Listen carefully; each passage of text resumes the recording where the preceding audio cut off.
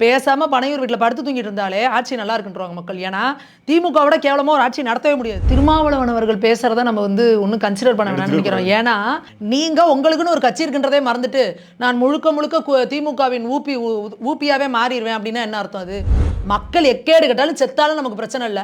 நம்ம அது மேலே ஏறி உட்காந்து அரசியல் பண்ண வச்சிங்கன்னா அப்போ நீங்களாம் அழித்து அழிக்கப்பட வேண்டியவர்கள். மக்கள் எப்படி செத்தாலும் கேட்கக்கூடாது, கூட்டணி தர்மம். மக்களுக்கு எவ்வளோ பிரச்சனை வந்தாலும் பேசக்கூடாது, கூட்டணி தர்மம். இது கூட்டணி தர்மமாங்க. அந்த மதிமுகவுக்கு விஜய் அவர்களே போய் ஓட்டு கேட்டாலும் சரி மக்கள் போடக்கூடாது. விஜய் அவர்கள் கொஞ்சம் சூதானமாக இருக்கணும். ஏன்னா இவருக்கு பேரே லெக்டா தான்பாங்க. ஏற்கனவே மக்கள் நல கூட்டணின்னு போய் விஜயகாந்த் அவர்களை முடிச்சு விட்டாச்சு. கூடிய சீக்கிரம் பாருங்க இந்த காங்கிரஸ்குள்ளேயும் விசிகாக்குள்ளேயும் இவர் வைகோக்குள்ளேயும் பயங்கரமாக முட்டிக்கும். இவ்வளோ செஞ்சு நல்லாட்சி பண்ணாங்களான்னு நீங்கள் கேட்குறீங்க. இப்போ உதயநிதி அவர்கள் பேசியிருக்கிறாரு, இந்த மக்களை இந்த ஆட்சியை தூக்கிட்டு எங்களை கொண்டு வந்து வருவாங்க அப்படின்னு. இப்போ ஒரு 50-60 நாள்லேயே அவர் பெரிய நம்பிக்கை தெரிவிக்கிறாரு. மக்கள் அப்படி ஆட்சியை கலைக்கிற அளவுக்கு புரட்சி பண்ணுறவங்களா இருந்தால் போன 5 ஆண்டில் திமுக ஆட்சி எத்தனை தடவை கலைச்சிருக்கணும்? தமிழக மக்களுக்கு ஒரு அசாத்திய பொறுமை உண்டு. பார்ப்போம் என்ன செய்கிறாங்கன்னு பார்ப்போம். அவங்களோட அந்த பொறுமை தான் இவங்களுக்கு ரொம்ப அட்வான்டேஜாக எடுத்துக்கிறது.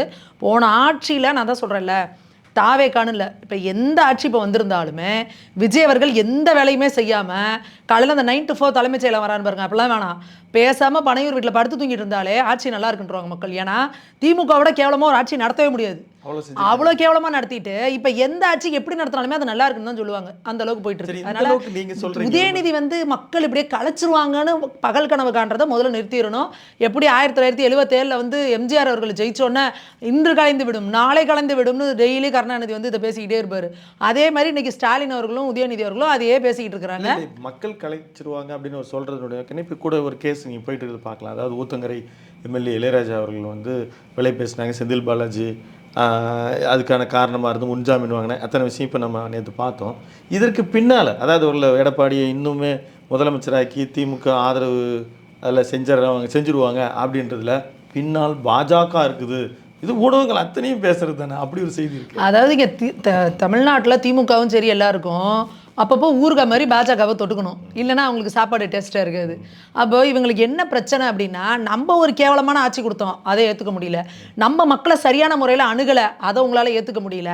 கடைசியாக எலெக்ஷனில் கூட நீங்கள் என்ன பண்ணீங்க, அருமையாக ஆட்சி கொடுத்துருக்கேன், 230 நாளில் 200 நமக்கு தான் அப்படின்றீங்க. உங்களுக்கு கள நிலவரம் புரியல, மக்களோட மனநிலை புரியலை. அடுத்து நீங்கள் போய் வச்ச ஆப்ஷன் என்ன, தமிழ்நாடா டெல்லியான்னு வைக்கிறீங்க. அப்படி என்ன இதுக்கு டெல்லியானா இங்கே நடக்கிறது சட்டமன்ற தேர்தல். அப்போ நீங்கள் மக்கள்கிட்ட தமிழ்நாட்டில் இருக்கிறத வச்சுட்டு நாங்கள் அப்பயே சொன்னோம் இன்னைக்கு திமுக தோல்வி அடைய போகிறதுக்கு காரணம் இந்த கேள்வியாக இருக்க போது இங்கே ஏன் டெல்லியான்னு வைக்கிறீங்க? இங்கே உணர்ந்துட்டாங்க. என்ன சொல்றாங்க, உதயநிதியே சொல்றாருல, நாங்கள் எதிரி யாருன்னே தெரியும், புரியுதா? அந்த ரமணா படத்தில் சொல்லுவாங்கல்ல, டே அதை பாவிகள் அதை இப்போதான் கண்டுபிடிக்கிறீங்களாடா நீங்க அப்படிங்கிற மாதிரி. படமே கிளைமேக்ஸுக்கு வந்தாலும் அப்போதான் ஃபர்ஸ்ட் சீனை சொல்ற மாதிரி. தமிழ்நாடு பாஜக அவங்களோட எதிரியை கண்டுபிடிச்சிட்டிங்களா? நீங்களும் திமுகவோட தானே ஃபைட் பண்ணீங்க. நாங்கள் தெளிவுபட சொல்கிறோம், தமிழகத்துக்கு மிகப்பெரிய எதிரி தீய சக்தினா அது திமுக தான். அதிலே எங்களுக்கு சந்தேகமே கிடையாது. நாங்கள் தெளிவுபட திமுகவை தான் அடித்தோம். திமுகவோட அத்தனை ஊழல்களையும் எக்ஸ்போஸ் பண்ணோம். மக்கள் பிரச்சனைக்காக நாங்கள் மக்களோட நின்னோம். ஆனால் திமுக எந்த இடத்துலையுமே மக்களுக்கான பிரச்சனைகளையும் அணுகலை, என்ன பிரச்சனைகள்ன்றதை ஒத்துக்க கூட கிடையாது. கடைசியாக நின்றுட்டு இவங்க பண்ணது என்னன்னா, நான் உங்களுக்கு நல்லாட்சியெல்லாம் கொடுக்க மாட்டேன், எனக்கு நீ ஓட்டு போடலைன்னா பாஜக உள்ளே வந்துடும், இதுதானே சொன்னாங்க. நான் ஜெயிக்கல, பாஜக உள்ளே வந்துடும், எங்களுக்கு ஓட்டு போடலைன்னா பாஜக உள்ளே வந்துடும். அதை தானே நீங்கள் இன்டெரக்டாக சொன்னீங்க. தமிழ்நாடா அதாவது திமுகவா பாஜகவான்னு கேட்டீங்க. மக்கள் என்ன பண்ணாங்க, திமுக வேண்டாம், உங்களோட இதை ஏற்றிருந்தாங்கன்னா பாஜக வேண்டாம்னு சொல்லி திமுகவை ஜெயிக்க வச்சுருப்பாங்கல்ல. இப்போ திமுகவை தோற்கடிச்சு தமிழக மக்கள் என்ன சொல்லியிருக்காங்க, திமுகவா டெல்லியான்னாங்க, டெல்லின்ட்டாங்க. டெல்லிக்கெல்லாம் ஒன்றும் எங்களுக்கு எதிர் கிடையாது. டெல்லி அப்படின்னா இப்போ நீங்கள் அதாவது டெல்லின்னு எப்படி சொல்லியிருக்காங்கன்னா திமுகவை தோக்கடிச்சிருக்காங்க. நாங்கள் பாஜக தலைமையிலான ஒரு கூட்டணி நீங்கள் வைக்கலையே, பாஜக பெரும்பான்மையே இல்லையே, அவங்களையும் தானே தோக்கடிச்சு. இல்லை அதை தான் சொல்கிறேன். அப்போ நாங்கள் பாஜக மக்கள்கிட்ட எப்போவுமே ஒரு நல்ல பேரில் இருக்கிறோம். மத்தியில் மோடி அவர்கள் ஒரு நல்ல ஆட்சி கொடுத்துட்ருக்காரு, 12 வருஷம் ஆட்சி நடத்துறாரு, ஒரு ஊழல் குற்றச்சாட்டு கூட கிடையாது, ஏழை மக்களுக்கு என்னென்ன வேணுமோ பார்த்து செய்கிறாரு. இது எல்லார்ட்டையும் மக்கள்கிட்ட எல்லாருக்கிட்டையும் ஒரு நல்ல அபிப்பிராயத்தை எடுத்திருக்காங்க. ஆனால் தமிழ்நாட்டை பொறுத்த வரைக்கும் எங்கள் தலைமையில் கூட்டணி அமையல, அதிமுக தலைமையிலான கூட்டணி தான் அமைஞ்சது. நாங்க வெறும் ஒரு 27 சீட் தான் வாங்கிட்டோம். அந்த தோல்விக்கு நாங்க எந்த காரணமும் இல்லை அப்படி இல்ல, அப்படி கிடையாது. நீங்க எப்படி யார் அதை லீட் பண்ணி எடுத்துட்டு போறாங்க, ஒரு போர் இருக்குன்னா அதை லீட் பண்ணி எடுத்துகிட்டு போகிறவங்க தான் அதுக்கான வியூகத்தை வகுக்கிறது, ரெஸ்பான்சிபிலிட்டி எல்லாமே. ஸோ அப்போ இந்த இடத்துல அவங்ககிட்ட கொடுத்துட்டப்ப நாங்கள் எதையுமே அங்கே போயிட்டு பண்ண முடியாது. வானதிக்கா கூட அவங்களோட ப்ரெஸ் மீட்டில் சொல்லியிருந்தாங்க பாருங்க, அவங்க என்ன தொகுதி உடன்படிக்கையில் முதற்கொண்டு நிறைய காம்ப்ரமைஸ் பண்ணிக்கப்பட்டது அப்படின்றத சொல்லிட்டாங்க. ஸோ ஒரு பெரிய காசுக்காக இங்கே திமுகங்கிறத ஒன்று அகற்றணும், அதுக்கு நம்ம என்ன பண்ணணும் அப்படிங்கிறது விஜய் அவர்கள் எடுத்துக்கிட்டாரு. அதாவது எதிர்க்கட்சியினுடைய ஆற்றிய பங்கு, அவர்கள் செய்த எக்ஸாக்ட்லி இன்னைக்கு திமுக என்ன தப்பு பண்ணுச்சுங்கிறத போன 5 ஆண்டுகள்ல களத்துல நின்று சரிக்கு சரி வெளிப்படுத்தினது பாஜக தான். பாஜக தொடர்ந்து எல்லா இடங்களையும் தமிழகம் முழுக்க ஆர்ப்பாட்டம் நடத்தணும், போராட்டம் நடத்தணும், தினந்தோறும் அந்த ஆட்சியில என்ன அவலங்கள் நடக்குதோ மக்கள்கிட்ட கொண்டு சேர்த்துக்கிட்டே இருந்தோம். எல்லா தளங்கள்லையும் நாங்கள் மக்கள்கிட்ட பேசிக்கிட்டே இருந்தோம். ஆனா விஜய் அவர்கள் கட்சி ஆரம்பிச்சதே 2.5 வருஷத்துக்கு முன்னாடி. அவர் எத்தனை இடங்கள்ல போய் ஓட்டு கேட்டாரு? ஒரு 10 தொகுதி கூட அவர் போகல. அவரை போய் கேட்க விடல. நிறைய அதிமுக வந்து 24 மணி நேரத்துக்கு முன்னால் கொடுத்து, அது கரூர் சம்பவத்துக்கு பிறகு ஒரு பெரிய செட்பேக் ஆகிட்டு நம்ம பார்த்தோங்க. நிறைய இடங்கள்ல கொடுத்தே எத்தனை கேன்சல் பண்ணிட்டு போனாரு. அப்போ கூட எல்லாம் கிண்டல் பண்ணாங்களா, பிகிலுக்கு வெயில் ஆகாது அப்படின்னு சொல்லிட்டு. ஸோ எத்தனை இடங்கள்ல பர்மிஷன் வாங்கிட்டு நீங்கள் போகலை, கேன்சல்லாம் பண்ணார், என்னென்னமோ பண்ணார். சில இடங்களில் அவரோட ஹாலோகிராமை வச்செல்லாம் இது பண்ணாங்க, பொம்மையை வச்சு கேட்டாங்க, என்னென்னமோ நடந்துச்சு பார்த்தோம். அப்போது மக்கள்கிட்ட திமுக சரியாக ஆட்சி பண்ணலைங்கிறத ரொம்ப சரியாக கொண்டு நாங்கள் சேர்த்தோம். ஆனால் அந்த அதை ஓட்டாக கன்வெர்ட் ஆகும் பொழுது அதை சரியான முறையில் பண்ணிக்காமல் அதை அறுவடை செஞ்சது வந்து விஜய். அங்கே ஏதோ ஒன்று மிஸ் ஆகிருக்கு. அதை வந்து சீனியர்கள் வந்து அதை கவனித்து அது என்னன்றதை பார்க்கணும். இப்போ பாஜக தான் எல்லா கட்சிக்கும் எதிரியாக இருக்குது. அதாவது அதிமுக இன்னைக்கு கூட்டணியில் இருக்கிறத வச்சுக்கலாம். இதில் தொல் திருமா அவர்கள் ஒரு கருத்து சொல்லியிருக்காரு. என்ன சொல்லியிருக்காருன்னா, மறுபடியும் அடுத்த பார்லிமெண்ட் எலெக்ஷன் வரும் பொழுது தாவேகா திமுக கூட ஒரு அணியில் வந்துடணும், ஏன்னா பிஜேபி உள்ளே வந்துடும் அப்படின்னு இப்போ சொல்லியிருக்காரு. திருமாவளவன் அவர்கள் பேசுகிறத நம்ம வந்து ஒன்றும் கன்சிடர் பண்ண வேணாம்னு நினைக்கிறோம். ஏன்னா அவரே என்ன ஒரு மனக்குழப்பத்தில் இருக்கிறாருன்னே புரியல. எப்போ பேசினாலும் முன்னுக்கு பின்னு முரணாவே, ஏதாவது ப்ரெஸ் மீட்லேயே மொதல் நாள் ஒன்று சொல்கிறாரு, அடுத்த நாள் இன்னொன்று சொல்கிறாரு. ஜூன் 1 அனைத்து கட்சி கூட்டங்கள் வந்து தாவேகால விஜய் அவர்கள் தலைமையில் நடந்துச்சு.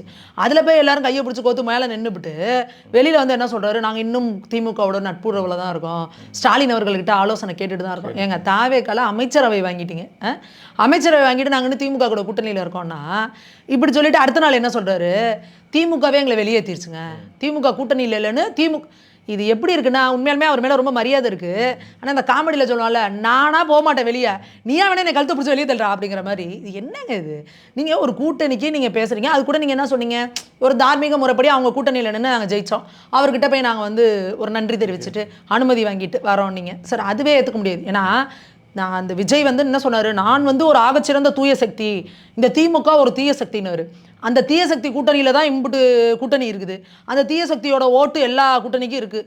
அந்த தீய சக்தி கூட நின்று தீய சக்தியோட காசில் அந்த தீய சக்தியோட தொண்டர்கள் போய் கொடி பிடிச்சி கோஷம் போட்டு தான் காங்கிரஸ், அங்கே இருக்கிற IUML, கம்யூனிஸ்ட், விசிகா இவங்கெல்லாம் ஓட்டு வாங்கியிருக்காங்க. அப்போ நீங்கள் அவங்கள கூட சேர்த்துக்கிட்டீங்கன்னா அந்த தீய சக்தி உங்களோட வந்துட மாட்டாங்களா? இப்போ கூட திருமாவர்கள் என்ன சொல்கிறாருன்னா, 59 தொகுதியில் திமுக வெற்றிக்கு நாங்கள் காரணம், அதை பற்றி பேச மாட்டேன்றீங்க, எங்களையே நீங்கள் எல்லாருமே டார்கெட் பண்ணுறீங்க அப்படின்னு. பர்சன்டேஜ் இருக்குல்ல, உங்களோட ஓட் பர்சன்டேஜ் என்ன, அவங்களோட ஓட் பர்சன்டேஜ் என்ன, அது இருக்குல்ல. நீங்கள் இன்னைக்கு விசிகாவோட ஓட் பர்சன்டேஜே குறைஞ்சி போயிருச்சுல்ல, முழுக்க எல்லாம் போயிருச்சுல்ல தாவேகாவுக்கு. அதுக்கு காரணம் என்ன? நீங்கள் உங்களுக்குன்னு ஒரு கட்சி இருக்குன்றதே மறந்துட்டு நான் முழுக்க திமுகவின் ஊப்பியாவே மாறிடுவேன் அப்படின்னா என்ன அர்த்தம்? அது நீங்கள் கூட்டணிங்கிறது எதுக்கு? எலெக்ஷன் நேரத்துக்கு கூட்டணி, எலெக்ஷன் முடிச்சதுக்கப்புறம் நீங்கள் உங்கள் கட்சி என்ன, உங்கள் கட்சி எப்படி வளர்க்கணும் அங்கிறத விட்டுட்டு என்னென்னலாம் திமுக ஆட்சியில் தப்பு பண்ணாங்களோ அதுக்கு எல்லாம் நான் மரணம் மட்டும் கொடுத்துட்டு உட்காந்துருப்பேன் அப்படின்னு நீங்கள் பண்ணீங்க. போன ஆட்சியில் பட்டியலின சகோதரர்கள் மீதான தாக்குதல் சொல்ல முடியாத அளவுக்கு நடந்தது. எத்தனை ஆணவ படுகொலைகள் நடந்துச்சு, வேங்கவேலில் அந்த மலத்தை கலந்த சம்பவங்கிறது வந்து தமிழ்நாடு ஹிஸ்ட்ரியிலே ஒரு பெரிய பிளாக் மார்க்கு. அது உங்களோட ஆட்சியில் நடந்து போச்சு. அதுக்கு என்ன உங்களால் ஒரு வாய்ஸ் ரைஸ் பண்ண முடிஞ்சிச்சா? அதுக்கு ஏதாவது உங்களால் ஒரு ஆர்ப்பாட்டம், ஒரு போராட்டம் எதாவது ஒன்று முன்னெடுக்க முடிஞ்சா? எல்லாத்தையும் தோழமை சுட்டுதல் அப்படின்னு ஒன்று சொல்லி வைகோ அவர்கள் அதுக்கு ரிப்ளை பண்ணியிருக்காரு பார்த்தீங்களா? அது வந்து அது நாங்கள் வந்து கூட்டணி, அதாவது அப்போ நான் என்ன கேட்குறேன், ஓட்டு கேட்டு மக்கள்கிட்ட போகிறீங்களா இல்லை கூட்டணியில் இருக்கவங்க மூஞ்சியை பார்த்துட்டு இருக்கீங்களா? அப்போ உங்களை நம்பி ஓட்டு போடுற மக்களை நீங்கள் ஏமாற்றி முட்டாளாக்குறீங்களா? அப்போ கூட்டணி தர்மத்தில் இருக்கிறோம் அப்படின்னா மரக்காணத்தில் 23 மக்கள் செத்து போனால் கேள்வி கேட்க மாட்டீங்க, கள்ளக்குறிச்சியில் 70 உயிர் போனால் கேள்வி கேட்க மாட்டீங்க, கரூரில் 41 உயிர் போனால் கேள்வி கேட்க மாட்டீங்க. அப்போ போதையோ எதுவோ இதுக்கு ஏதோ ஒரு வகையில் அரசு சம்பந்தமா இருக்கா இல்லையா, அரசோட கையாளாகத்தனம் இருக்கா இல்லையா? அப்ப நீங்க கூட்டணியில இருக்கீங்கிறதுக்காக உங்க கூட்டணியில இருக்கிறவன் குத்துனா கூட செத்தா கூட சொல்லக்கூடாது அப்படின்னு இருப்பீங்களா? அப்போ ஓட்டு கேட்டு மக்கள்கிட்ட ஏன் போறீங்க? அப்போ என்ன தர்மம் அது? நீங்கள் எதுக்கு அரசியல் வச்சுருக்கீங்க? எதுக்கு அரசியல் கட்சி ஆரம்பிச்சிருக்கீங்க? நான் மக்களுக்கு நல்லது செய்வேன், மக்கள் சேவை செய்வேன்னு சொல்லி தானே அரசியலுக்கு வரீங்க. அப்போ நான் கூட்டணி தர்மம் அப்படிங்கிறதுக்காக மக்கள் எக்கேடு கெட்டு போனாலும் சரி நான் வாயை மூடிக்கிட்டு இருப்பேன். எனக்கு வந்து அடுத்த எம்எல்ஏக்கு எத்தனை சீட்டு வாங்கணும், அடுத்த எம்பி சீட்டில் எத்தனை சீட்டு வாங்கணும், அடுத்த அமைச்சர் ராஜ்யசபாவில் எத்தனை சீட்டு வாங்கணும், ஏதாவது ஒரு ஆணையம் வாங்கலாமா, வாரியம் வாங்கலாமா? அப்போ நீங்கள்லாம் யார்? சந்தர்ப்பவாதிகள். பதவிக்காகவும் ஏதோ ஒரு இதுக்காகவும் இருக்கிற சந்தர்ப்பவாதிகள். நீங்க அரசியல்வாதிகள்னு சொல்லிக்க கூடாது. கூட்டணி தர்மம் ஆகாதா? நாங்க ஏங்க கூட்டணி தர்மம்ன்றதே முதல்ல தப்புங்க. தர்மம்னா என்ன? தர்மத்தின் பக்கத்துல நிக்கிறதுனா என்னங்க? அந்த வார்த்தையவே நீங்க இது என்னங்க, இதை தான் சொல்றேன்ல, இந்த வார்த்தையே தப்பான வார்த்தை. ஒரு மக்களுக்கு பிரச்சனை நான் அப்ப நீங்க என்னத்துக்கு நீங்க வந்து பிசினஸ் பீப்புளா போயிட்டு போங்க. ஒரு பிஸ்னஸ் மேனுக்கு கூட அவங்களுக்குன்னு ஒரு தர்மம் இருக்குங்க. நான் தயாரிக்கிற ப்ராடக்டால எந்த மக்களுக்கும் ஒரு பாதிப்பு வந்துடக்கூடாது அப்படின்னு ஒரு தர்மம் இருக்கு. ஆனா அவன் என்ன பண்ணுவான்? லாப நோக்கத்தோட செயல்படுவான். நீங்க அரசியல் பண்றேன்னா வந்து இதுக்கு அரசியல்னா என்ன? மக்கள் சேவை. ஆனா இன்னைக்கு அரசியலை நீங்க என்ன ஆக்கி வச்சிருக்கீங்க? பக்கா பிசினஸ் ஆக்கி வச்சிருக்கீங்க. ஆனா பக்கா பிசினஸ் மேன் கூட நம்மளோட ப்ராடக்டால எந்த ஒரு சாமானிய மக்களுக்கும் பிரச்சனை வந்துடக்கூடாதுன்னு நினைக்கிறான். ஆனா நீங்க அரசியல்வாதிகள் இன்னைக்கு அரசியலை பிசினஸ் ஆக்கிட்டு மக்கள் எக்கேடு கட்டாலும் செத்தாலும் நமக்கு பிரச்சனை இல்லை, நம்ம அது மேல ஏறி உட்காந்து அரசியல் பண்ண வச்சிங்கன்னா அப்ப நீங்களாம் அழித்தொழிக்கப்பட வேண்டியவர்கள். அப்ப நீங்க இந்த கூட்டணி தர்மம்னு பிரஸ்ஸை போட்டு பேசுறீங்கன்னா மக்கள் அவர் தாவேகா கூட்டணியில் இருக்கட்டும் எங்க வேணா இருக்கட்டும் ஓட்டு கேட்டு போனா ஒரு ஓட்டு போடக்கூடாது. அப்போ உங்களோட கூட்டணி தர்மம் என்ன? அப்போ மக்களை என்ன கேவலப்படுத்தினாலும் நீங்க வந்து பதில் சொல்ல மாட்டீங்களா? இது ஒரு நியாயம் பேசிட்டு வரீங்களா? உங்க வயசு என்ன? உங்க அனுபவம் என்ன? இத்தனை வருஷம் அரசியலை தான் கத்துக்கிட்டீங்களா? மக்கள் எப்படி செத்தாலும் கேட்கக்கூடாது, கூட்டணி தர்மம். மக்களுக்கு எவ்வளவு பிரச்சனை வந்தாலும் பேசக்கூடாது, கூட்டணி தர்மம். இது கூட்டணி தர்மமாங்க? பட்டியலின மக்கள் அத்தனை பேரும் வீசி கால அண்ணே அண்ணேன்னு உங்க பின்னாடி வந்து நின்னாங்கல்ல, வேங்கை காலத்தில் குட்டிக்கிற தண்ணியில் மலத்தை கலந்தாங்க. எவ்வளோ பெரிய அநியாயங்க. என்னங்க நீங்கள் அந்த மக்களுக்காக போய் நின்னீங்க? அப்போ அந்த மக்கள் நினைப்பாங்கல்ல, அப்போ இவங்களை நம்பி போய் நின்று தப்பு இல்லை, அப்போ நீங்கள் ஸ்டாலின் ஐயான்னு கும்பிட்டுக்கிட்டு இப்போ கூட ஸ்டாலின் ஐயா கிட்ட ஆலோசனை கேட்டு நாங்கள் செய்கிறோம், ஸ்டாலின் ஐயா போய் இப்படி கண்ணை காமிச்சா ஆர்ப்பாட்டம் பண்ணுவோம், ஸ்டாலின் அப்போ நீங்கள் ஸ்டாலின் ஐயா கட்சியிலே போய் சேர்ந்துருங்க.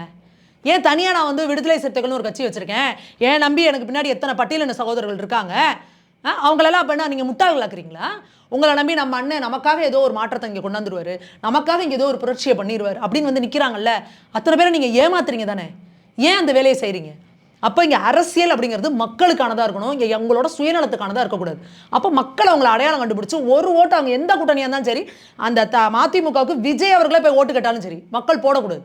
இல்லை இப்போ அவரே சொல்லியிருக்காரு, இப்போ இன்னைக்கு ட்வீட் பண்ணியிருக்காரு, சொல்லியிருக்காரு இப்போ எலெக்ஷன் வந்துச்சா. ஏன்னா இப்போ அவர் வந்து அங்கே ஒருங்கிணைப்பாளருக்கு, அதாவது தாவேகா கூட்டணி ஒருங்கிணைப்பாளருக்கு முயற்சி பண்ணுறார். அதில் ஒரு பெரிய போட்டி நடக்கும் போல், அதாவது மாணிக் தாகூருக்கும் வைகோ அவர்களுக்கும் திருமாவர்களுக்கும். சார் இப்போ எலெக்ஷன் வந்தால் 180 சீட்டு விஜய் ஜெயிப்பார் அப்படின்னு அவர் உறுதிப்படுத்துகிறாரு. வைகோ அவர்கள் தானே?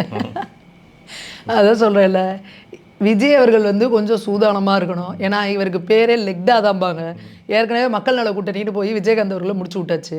அடுத்து நீங்கள் வந்து மதச்சார்பற்ற கூட்டணி அப்படின்னு சொல்லிவிட்டு ஸ்டாலின் அவர்களை எம்எல்ஏ கூட ஆக்க முடியாமல் முடிச்சு விட்டீங்க. அடுத்து இப்போ ஒரு விஜய்கிட்ட வந்திருக்கிறாங்க. இப்போ இவங்க பண்ணுறது எல்லாமே சந்தர்ப்பவாத அரசியல்.